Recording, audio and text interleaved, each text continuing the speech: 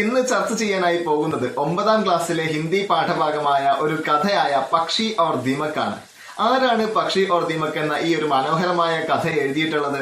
ഗജാനൻ മാധവ് മുക്തിബോധ്. അദ്ദേഹം ഹിന്ദിയിലെ പ്രഗതിവാദി സാഹിത്യധാര അതുപോലെ തന്നെ മാർക്സ്വാദി സാഹിത്യധാരയിലെല്ലാം വലിയൊരു ചലനം സൃഷ്ടിച്ചിട്ടുള്ള ഒരു ആളാണ്. അദ്ദേഹം ഒരു കവി മാത്രമല്ല, ഒരു കഥാകാരൻ മാത്രമല്ല, ഒരു സാഹിത്യ നിരൂപകൻ കൂടിയാണ്. അപ്പോൾ എന്തായിരിക്കും ഈ ഒരു പക്ഷി ഓർ ദീമക് എന്ന കഥയിലൂടെ നമ്മളോട് ആ ഒരു കഥാകാരൻ പറയാൻ ആഗ്രഹിച്ചിട്ടുണ്ടാവുക എന്ന് നമ്മൾക്ക് എല്ലാവർക്കും അറിയാൻ ആകാംക്ഷയുണ്ട്. പക്ഷെ അതിനു മുമ്പ് ഒരു ഓർമ്മപ്പെടുത്തൽ. എന്തായിരിക്കും അത്? പക്ഷി ഓർ ദീമക് എന്നത് മുക്തിബോധ് എഴുതിയ ഒരു നീണ്ട കഥയാണ്. പക്ഷെ അതിന്റെ ചെറിയൊരു ഭാഗം മാത്രമേ നമ്മുടെ ടെക്സ്റ്റ് ബുക്കിൽ ഉൾപ്പെടുത്തിയിട്ടുള്ളൂ. ഏതായാലും നമുക്ക് കഥയിലേക്ക് പ്രവേശിക്കാം. കൂട്ടുകാരെ, നമ്മൾ ഇന്ന് ചർച്ച ചെയ്യാൻ പോകുന്ന അധ്യായം ഗജാനൻ മാധവ് മുക്തിബോധ് എഴുതിയ കഥയായ പക്ഷി ഓർ ദീമക്, പക്ഷിയും ചിതലും. ഏക് ഥാ പക്ഷി, ഒരു പക്ഷിയുണ്ടായിരുന്നു. വഹ് നീലെ ആസ്മാൻ മേ ഖൂബ് ഊഞ്ചായി പർ ഉഡ്താ ജാ രഹാ ഥാ, അത് നീല ആകാശത്ത് വളരെയധികം ഉയരത്തിൽ പറക്കാറുണ്ടായിരുന്നു. ഖൂബ് ഊഞ്ചായി എന്ന് പറഞ്ഞാൽ വളരെ ഉയരത്തിൽ. ഉസ്കെ സാത്ത് ഉസ്കെ പിതാ ഓർ മിത്ര ഭി ഥേ, അവന്റെ കൂടെ അവന്റെ അച്ഛനും കൂട്ടുകാരും എല്ലാവരും ഉണ്ടായിരുന്നു. സബ് ബഹുത് ഊഞ്ചായി പർ ഉഡ്നെ വാലെ പക്ഷി ഥേ, അവരെല്ലാവരും വളരെ ഉയരത്തിൽ പറക്കാൻ കഴിവുള്ള പക്ഷികളായിരുന്നു. ഉൻകി നിഗാഹേം ഭി ബഡി തേസ് ഥി, അവരുടെ നോട്ടവും ദൃഷ്ടിയുമെല്ലാം വളരെ മൂർച്ചയുള്ളതായിരുന്നു, വളരെ ഷാർപ്പായിരുന്നു. ഇവിടെ നിഗാഹ് എന്ന വാക്കിന് അർത്ഥം നോട്ടം അല്ലെങ്കിൽ ദൃഷ്ടി എന്നാണ്. തേസ് എന്നുള്ള വാക്കിന് സാധാരണയായി ഹിന്ദിയിൽ പ്രയോഗിക്കാറുള്ളത് വേഗത എന്നതാണ്. പക്ഷെ ഇവിടെ നമ്മൾ കഥയ്ക്ക് അനുയോജ്യമായിട്ട് വളരെ മൂർച്ചയുള്ളതാണ് എന്നാണ്. യഥാർത്ഥത്തിൽ അവർക്ക് ദൂരെയുള്ള ചെറിയ ചെറിയ കാഴ്ചകൾ പോലും വളരെ വ്യക്തമായിട്ട് കാണാൻ സാധിക്കുമായിരുന്നു എന്നാണ് പറഞ്ഞു വരുന്നത്. ഉനെ ദൂർ ദൂർ കി ഭനക് ഔർ ദൂർ ദൂർ കി മഹക് ഭി മിൽ ജാത്തി, അവർക്ക് ദൂരെ ദൂരെ ആയിട്ടുള്ള ചെറിയ ചെറിയ ശബ്ദങ്ങൾ പോലും അതുപോലെ തന്നെ ദൂരെ ദൂരെയായിട്ടുള്ള ചെറിയ ഗന്ധങ്ങൾ പോലും പിടിച്ചെടുക്കുവാൻ സാധിക്കുമായിരുന്നു. ഏക് ദിൻ വഹ് നൗജവാൻ പക്ഷി ജമീൻ പർ ചലത്തെ ഹുയി ഏക് ബൈൽഗാഡി കോ ദേഖ് ലേത്താ ഹെ, ഒരു ദിവസം ആ യുവാവായ പക്ഷി ഭൂമിയിലൂടെ കടന്നുപോയിക്കൊണ്ടിരിക്കുന്ന ഒരു കാളവണ്ടിയെ കാണുകയാണ്. ഇവിടെ കാളവണ്ടി എന്നുള്ള വാക്കിന് വേണ്ടി ഹിന്ദിയിൽ പ്രയോഗിച്ചിരിക്കുന്നത് ബൈൽഗാഡി എന്നാണ്. ഉസ്മേ ബഡേ ബഡേ ബോരെ ഭരേ ഹുയേ ഹെ, അതിൽ വലിയ ചാക്കുകളൊക്കെ കെട്ടി നിറച്ചിട്ടുണ്ടായിരുന്നു. ചാക്കുകൾ എന്ന വാക്കുകൾക്ക് വേണ്ടി ബോരെ എന്നാണ് ഹിന്ദിയിൽ പ്രയോഗിച്ചിരിക്കുന്നത്. ഗാഡിവാല ചില്ലാക് ചില്ലാക്കർ കഹ്താ ഹെ, വണ്ടിക്കാരൻ തട്ടഹസിച്ചുകൊണ്ട് വലിയ ശബ്ദത്തിൽ പറയുകയാണ്, ദോ ദീമക്കേൻ ലോ ഏക് പങ് ദോ, 2 ചിതലുകളെ എടുത്തോളൂ, ഒരു തൂവൽ തന്നാൽ മതി. ഉസ് നൗജവാൻ പക്ഷിക്കോ ദീമക്കോൻ കാ ഷൗക് ഥാ, ആ യുവാവായ പക്ഷിക്ക് ചിതലുകൾ എന്നാൽ വളരെ വലിയ ഹരമായിരുന്നു. ഇവിടെ ഷൗക്ക് എന്ന വാക്കിനർത്ഥം വലിയ ഹോബി, ഹരം, രസം എന്നൊക്കെയാണ്.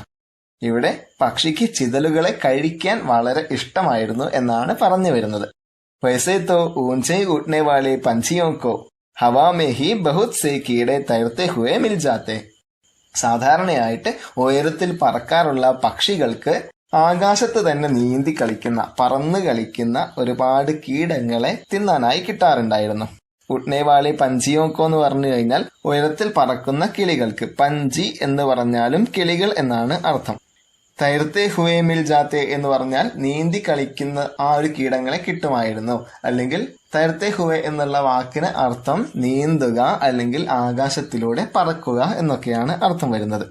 ജിനെ ഖാക്കർ വേ അപ്നി ഭൂക് തോടി ബഹുത് ശാന്ത് കർ ലേത്തെ, അതിനെയൊക്കെ കഴിച്ചുകൊണ്ട് അവരുടെ വിശപ്പിനെ അവർ ശമിപ്പിക്കുമായിരുന്നു. ഇവിടെ മനസ്സിലാക്കേണ്ടത്, ബാക്കിയുള്ള എല്ലാ പക്ഷികളും ആകാശത്തിലൂടെ പറന്നു കളിക്കുന്ന കീടങ്ങളെ ഭക്ഷിക്കുന്ന സമയത്താണ് ഈ പക്ഷിക്ക് ഭൂമിയിലുള്ള ചിതലുകളെ തിന്നാൻ വളരെ വലിയ ഇഷ്ടം തോന്നുന്നത്. ലേക്കിൻ ദീമക്കേൻ സിർഫ് ജമീൻ പർ മിൽത്തി ഥി, പക്ഷേ ഈ ചിതലുകളൊക്കെ ആകെ വെറും മണ്ണിൽ മാത്രമേ കാണാറുണ്ടായിരുന്നുള്ളൂ. കഭി കഭി പേടോം പർ, ഇടയ്ക്കൊക്കെ മരങ്ങളിൽ, ജമീൻ സേ തനേ പർ ചഡ്കർ, ഭൂമിയിൽ നിന്നും മരത്തിന്റെ തടിയിലേക്ക് കയറിക്കൊണ്ട്. തനേ എന്ന് പറഞ്ഞാൽ മരത്തടിയാണ് ഉദ്ദേശിക്കുന്നത്. ഊഞ്ചി ഡാൽ തക്, ഉയർന്ന ശിഖരങ്ങളിൽ വരെ. വേ അപ്ന മട്ടിയാല ലംബാ ഘർ ബനാ ലേത്തി, അവർ അവരുടെ മണ്ണ് കൊണ്ടുള്ള നീണ്ട വീടുകൾ കെട്ടിയുണ്ടാക്കുന്നു. ലേക്കിൻ ഐസേ കുച്ച് ഹി പേഡ് ഹോത്തെ ഓർ വേ സബ് ഏക് ജഗഹ് ന മിൽത്തെ, അങ്ങനെയുള്ള ഏതെങ്കിലും മരങ്ങൾ കണ്ടാൽ തന്നെ അവയൊക്കെ ഏതെങ്കിലും ഒറ്റപ്പെട്ട സ്ഥലങ്ങളിലായിരിക്കും ഉണ്ടാവുക. അല്ലെങ്കിൽ പെട്ടെന്ന് തന്നെ ഒരുപാട് ചിതലുകളെ പക്ഷിക്ക് കിട്ടാറുണ്ടായിരുന്നില്ല. മറ്റൊരർത്ഥത്തിൽ വായിച്ചാൽ ഈ പക്ഷി ഒരുപാടൊന്നും തിരയാൻ പോവാത്ത ഒരു മടിയനാണെന്നും പറയാം. നൗജവാൻ പക്ഷിക്കോ ലഗാ, യുവാവായ പക്ഷിക്ക് തോന്നാൻ തുടങ്ങി, യഹ് ബഹുത് ബഡി സുവിധ ഹേ, ഇത് വളരെ വലിയൊരു സൗകര്യമായിരിക്കുന്നുവല്ലോ. സുവിധ എന്ന വാക്കിനർത്ഥം സൗകര്യം എന്നാണ്. കി ഏക് ആദ്മി ദീമക്കോ കോ ബോരോ മേ ഭർക്കർ ബേച്ച് രഹാ ഹേ, അതായത് ഒരു ആൾ ചാക്കിൽ കെട്ടി നിറച്ചുകൊണ്ട് ചിതലുകളെ വിറ്റു നടക്കുന്നു. ഇത് വളരെ വലിയൊരു സൗകര്യമായി എന്നാണ് നമ്മുടെ പക്ഷിക്ക് തോന്നുന്നത്.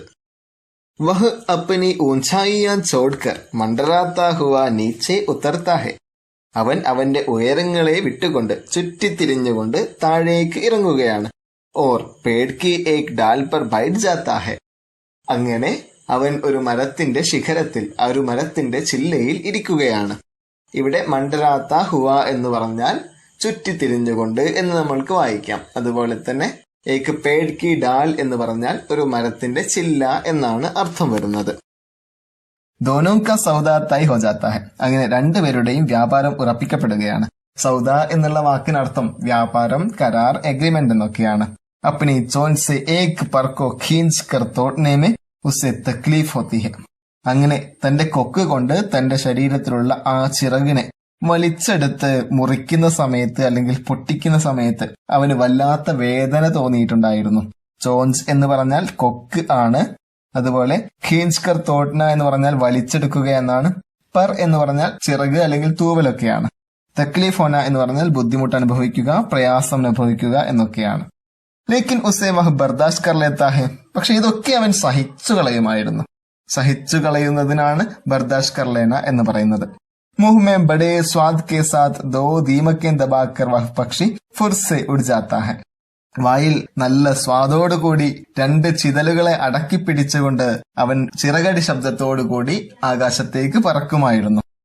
മുഹ്മേ ബഡേ സ്വാദ് കെ സാത്ത് എന്ന് പറഞ്ഞാൽ വായിൽ നല്ല രുചിയോടുകൂടി. ദോ ദീമക്കെ ദബാക്കർ, ദബാന എന്ന് പറഞ്ഞാൽ അടക്കി പിടിക്കുക, വായിൽ അടക്കി പിടിക്കുക. പക്ഷി ഫുർസെ ഉഡ് ജാത്താ ഹെ, ഫുർസെ എന്ന് പറഞ്ഞാൽ ചിറകടിയോട് കൂടിയിട്ട്. अब उस पक्षी को गाड़ी वाले से 2 दीमकें खरीदने और एक पर देने में बड़ी आसानी मालूम हुई. അങ്ങനെ ഇപ്പോൾ ആ പക്ഷിക്ക് വണ്ടിക്കാരന് ഒരു തൂവൽ കൊടുത്തുകൊണ്ട് 2 ചിതലുകളെ വാങ്ങാൻ വളരെ എളുപ്പമുള്ള ഒരു പണിയായി തോന്നി. അങ്ങനെയാണല്ലോ നമ്മൾ ഓരോ കാര്യങ്ങളും ആവർത്തിച്ച് ചെയ്യുന്ന സമയത്ത് നമുക്കത് വളരെ എളുപ്പമുള്ളതായി തോന്നും. വഹ് റോസ് തീസരെ പഹർ നീച്ചെ ഉത്തർത്താ और गाड़ी वाले को एक पंख देकर 2 दीमकें खरीद लेता. അങ്ങനെ അവൻ ഒരു ദിവസം തന്നെ 3 യാമങ്ങളിൽ 3 സമയങ്ങളിലൊക്കെ ആയിട്ട് ഒരു തൂവൽ കൊടുത്തുകൊണ്ട് 2 ചിതലിനെ വാങ്ങാൻ തുടങ്ങി, അല്ലെങ്കിൽ വാങ്ങുമായിരുന്നു. കുച്ച് ദിനോं തക് ഐസാ ഹി ചൽത്താ രഹ, കുറച്ചു ദിവസമായിട്ട് അങ്ങനെ തന്നെ തുടർന്നു കൊണ്ടേയിരുന്നു. ഏക് ദിൻ ഉസ്കെ പിതാനെ ദേഖ് ലിയ, ഒരു ദിവസം അവന്റെ അച്ഛൻ അത് കണ്ടു അല്ലെങ്കിൽ കണ്ടുപിടിച്ചു. ഉസ്നെ സംസാനെ കി കോശിഷ് കി, സംസാന എന്ന് പറഞ്ഞാൽ മനസ്സിലാക്കി കൊടുക്കുക എന്നാണ്. അതുപോലെ തന്നെ കോശിഷ് എന്ന വാക്കിന് അർത്ഥം ശ്രമിക്കുക എന്നാണ്, ശ്രമം എന്നാണ്. കി ബേഠെ ദീമക്കെ ഹമാര സ്വാഭാവിക് ആഹാർ നഹി ഹെ, അതായത് മകനെ, ചിതലുകൾ എന്നാൽ നമ്മൾ സാധാരണയായിട്ട് കഴിച്ചു വരുന്ന സ്വാഭാവിക ആഹാരങ്ങളിൽ പെട്ടതല്ല. അതുകൊണ്ട് തന്നെ और उनके लिए अपने पंख तो ഹർഗിസ് നഹി ദിയേ ജാ സക്തേ എന്ന് പറഞ്ഞാൽ അതിനു വേണ്ടി നമ്മുടെ ചിറകുകളൊന്നും ഒരിക്കലും കൊടുക്കരുത്.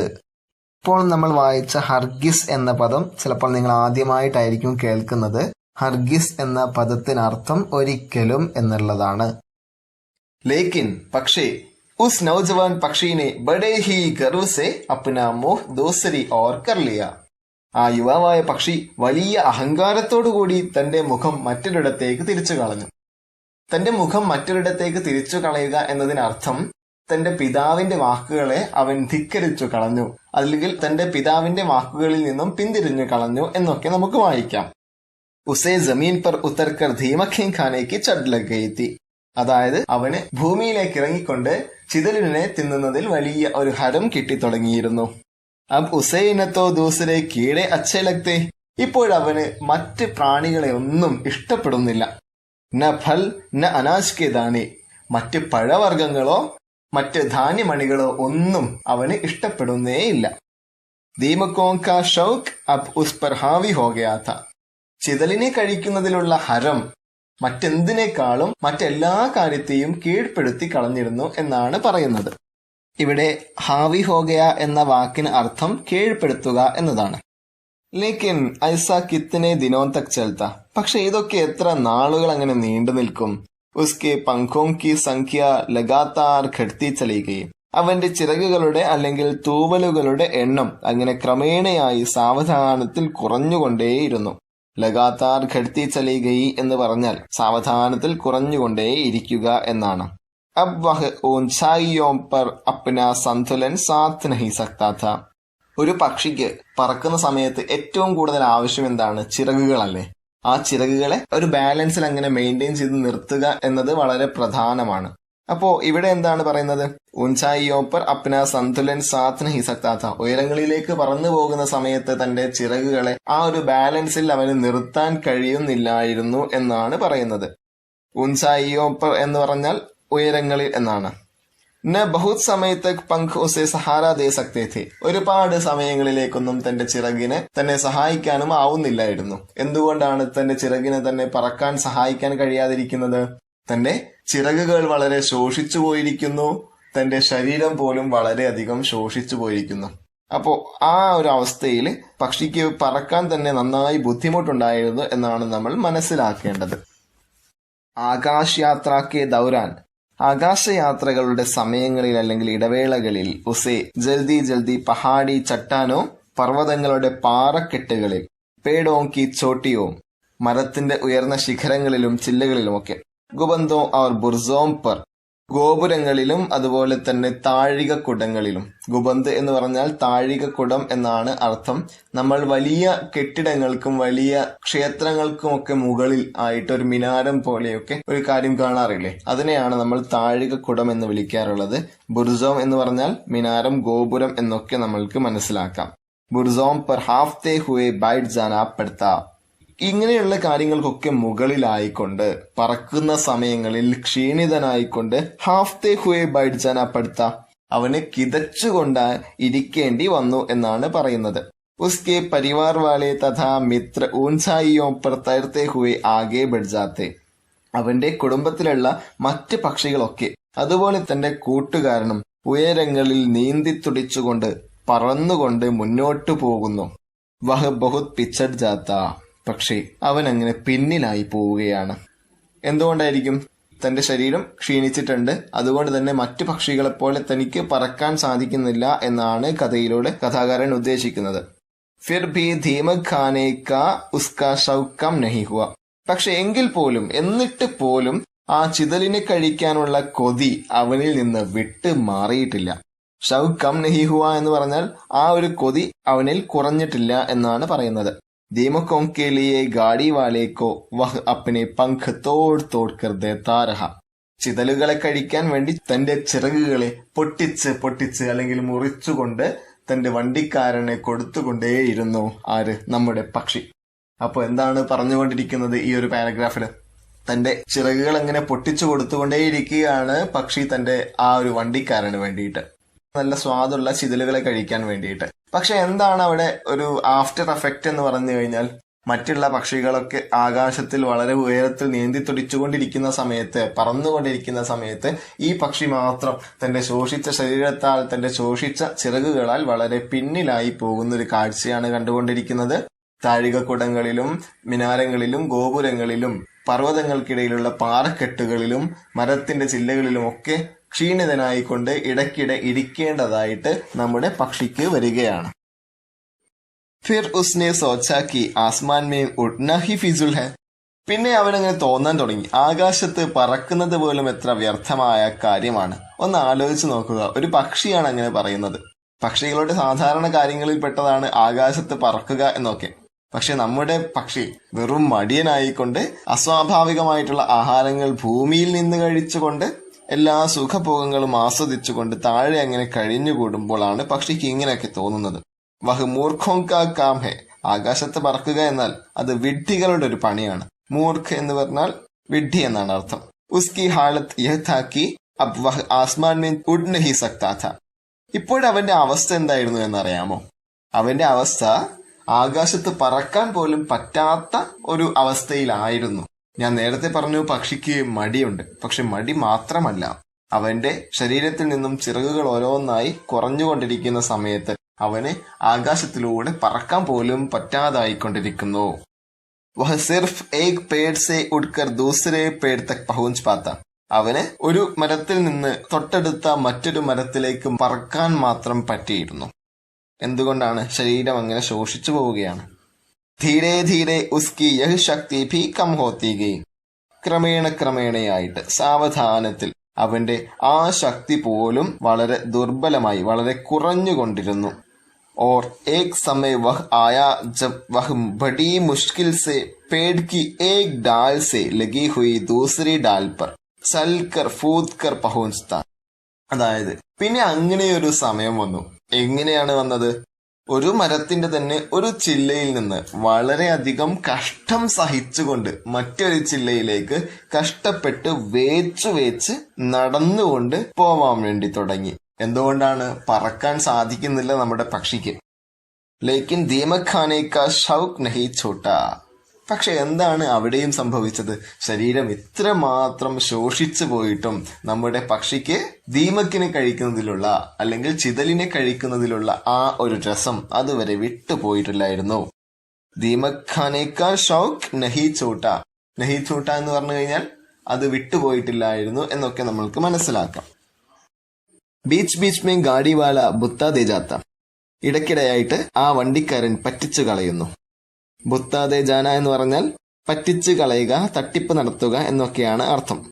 വഹ് കഹി നസർ മേ ന ആത്ത. അയാളെ എവിടെ തപ്പിയാലും കാണാറില്ലായിരുന്നു.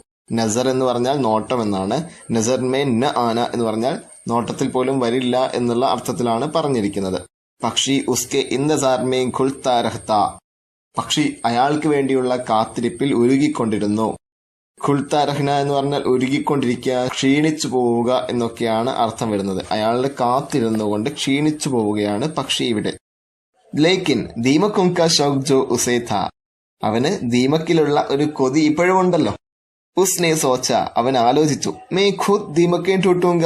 ഞാൻ ഒറ്റയ്ക്ക് തന്നെ ചിതലിനെ തിരഞ്ഞു കണ്ടുപിടിച്ചോളാം. ഇസ്ലിയെ വഹ് പേഡ് പർ സേ ഉത്തർക്കർ ജമീൻ പർ ആ ഗയാ. അതുകൊണ്ട് തന്നെ അവൻ എന്താണ് ചെയ്തത്? മരത്തിന്റെ മുകളിൽ നിന്നും താഴെ ഭൂമിയിലേക്ക് ഇറങ്ങി. Or Khas K Ek ലഹരാത്തെ ഗുച്ഛെ may സിമട്ട് കർ ബൈഠ് ഗയാ. പുല്ലിന്റെ ഓളം തല്ലുന്ന അല്ലെങ്കിൽ ഇളകിക്കളിക്കുന്ന ഒരു ഗുച്ഛയമേ എന്ന് പറഞ്ഞ ഒരു കൂട്ടം, ഒരു പുൽക്കൂട്ടത്തിന്റെ മുകളിൽ സിമട്ട് കർ ബൈഠ് ഗയാ, ഒതുങ്ങിക്കൊണ്ടിരുന്നു. സിമട്ട് കർ ബൈഠ്ന എന്ന് പറഞ്ഞാൽ അടങ്ങി ഒതുങ്ങി ഇരിക്കുക എന്നൊക്കെയാണ് അർത്ഥം. അപ്പോ പക്ഷി എന്താ ചെയ്യുന്നത്? ഒറ്റയ്ക്ക് ചിതലിനെ തിരയാൻ വേണ്ടി ഭൂമിയിലേക്ക് ഇറങ്ങിക്കൊണ്ട് ഒരു പുല്ലിന്റെ കൂട്ടത്തിൽ അതിന്റെ മുകളിൽ അടങ്ങി ഇരിക്കുകയാണ് ചിതലിനെ തിരയാൻ വേണ്ടിയിട്ട്. ഫിർ ഏക് ദിൻ ഉസ് പക്ഷി കെ ജി മേ ന മാലൂം ക്യാ ആയ. ഒരു ദിവസം ആ ഒരു പക്ഷിക്ക് എന്തുകൊണ്ടാണ് അങ്ങനെ തോന്നിയത് എന്നറിയില്ല. എന്തായിരിക്കും തോന്നിയത്? നമുക്കൊന്ന് നോക്കാം. വഹ് ഖൂബ് മെഹനത് സെ ജമീൻ മേ സെ ദീമക്കിൻ ചുൻ ചുൻ കർ ഖാനെ കെ ബജായ്. അവന് വളരെയധികം കഷ്ടപ്പെട്ടുകൊണ്ട് മണ്ണിൽ നിന്ന് അല്ലെങ്കിൽ ഭൂമിയിൽ നിന്ന് ചിതലുകളെ തിരഞ്ഞു പിടിച്ചുകൊണ്ട് കഴിക്കുന്നതിന് പകരമായിക്കൊണ്ട്, ചുൻകർ എന്ന് പറഞ്ഞാൽ എന്താ? ചികഞ്ഞുകൊണ്ട് അല്ലെങ്കിൽ തിരഞ്ഞു പിടിച്ചുകൊണ്ട് എന്നൊക്കെയാണ് അർത്ഥം വരുന്നത്. ഉൻഹെ ഇക്കട്ട കർണേലക. അതിനെ ശേഖരിച്ചെടുക്കാൻ തുടങ്ങി. ഇക്കട്ട കർണ എന്ന് പറഞ്ഞാല് കളക്ട് ചെയ്ത് വെക്കുക അല്ലെങ്കിൽ ശേഖരിച്ചു വെക്കുക എന്നുള്ളതാണ് അർത്ഥം. അബ് ഉസ്കെ പാസ് ദീമക്കോം കാ ഠേർ കെ ഠേർ ഹോ ഗയേ. ഇപ്പോഴവന്റെ അടുത്ത് എന്താണുള്ളത്? ചിതലുകളുടെ ഒരു കൂമ്പാരം തന്നെയുണ്ടായി. ഫിർ ഏക് ദിൻ ഏകാഏക്. ഒരു ദിവസം പെട്ടെന്ന് തന്നെ വഹ് ഗാഡിവാല ദിഖായി ദിയ. അയാള് പ്രത്യക്ഷപ്പെട്ടു. ആരാണ് പ്രത്യക്ഷപ്പെട്ടത്? ഗാഡിവാല, വണ്ടിക്കാരൻ. പക്ഷിക്കോ ബഡി ഖുഷി ഹുയി. പക്ഷിക്ക് വളരെ വലിയ സന്തോഷമായി. ഉസ്നെ പുകാർ കർ കഹ. അവൻ വിളിച്ചുകൊണ്ട് പറഞ്ഞു, ഗാഡിവാളെ, ഓ ഗാഡിവാളെ, വണ്ടിക്കാരാ, മേ കബ്സെ തുമാര ഇന്തസാർ കർ രഹാ ഥാ. ഞാൻ എത്രയായി താങ്കളെ കാത്തിരിക്കുന്നു എന്ന് നിങ്ങൾക്കറിയാമോ? പഹച്ചാനി ആവാസ് സുൻകർ ഗാഡിവാല രൂപ് ഗയ. പരിചയമുള്ള ശബ്ദം കേട്ടുകൊണ്ട് ആ വണ്ടിക്കാരൻ ഒരു നിമിഷം അവിടെ നിന്നു. പഹച്ചാനി ആവാസ് സുൻകർ എന്ന് പറഞ്ഞാൽ പരിചയമുള്ള ശബ്ദം കേട്ടുകൊണ്ട്. തബ് പക്ഷിനെ കഹ. അപ്പോൾ പക്ഷി പറഞ്ഞു, ദേഖോ മേനെ കിത്തനി സാരി ദീമക്കെ ജമാ കർ ലി ഹേ. നോക്കൂ, ഞാൻ എത്രയധികം ചിതലുകളെ ഒരുമിച്ച് കൂട്ടിയിരിക്കുന്നു, ശേഖരിച്ചു വെച്ചിരിക്കുന്നു. ഗാഡിവാലേക്കോ പക്ഷി കി ബാത് സമജ് മേ നഹി ആയി.